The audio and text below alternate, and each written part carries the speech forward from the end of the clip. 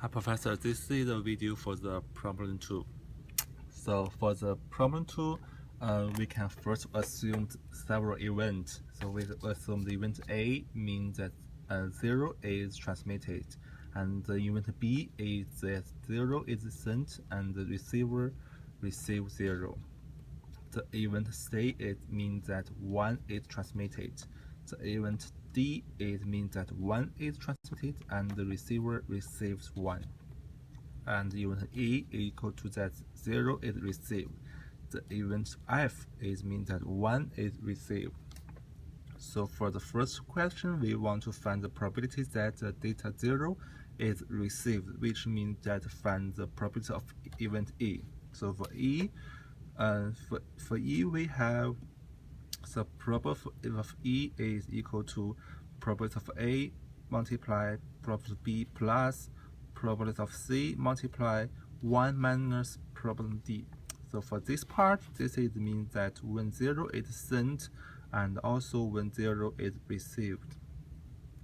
So for this part, this means that when number 1 is sent and when number 1 is not received, which means that when 1 is sent and received at 0. So the probability of E is equal to 0.62. So for the second question, we want to find the probability of error, which means that when 0 is transmitted, 1 is received.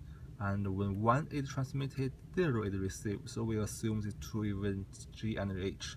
So for the probability of error, the probability of error equal to that probability of G plus probability for H. For the probability of G, we have that when 0 is transmitted, that is the probability of A, and 1 is received. So and the probability of A, we multiply by probability of B naught.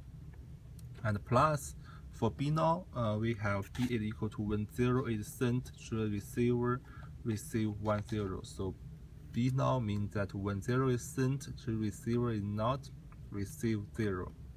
And we have probability of C. Probability of C means that the probability of when 1 is transmitted. And we have the probability for D naught. When probability D naught, it means that when 1 is transmitted, the receiver receives 0. So this is the probability for error. So we can get the probability of error equal to 0.14. So this is problem 2.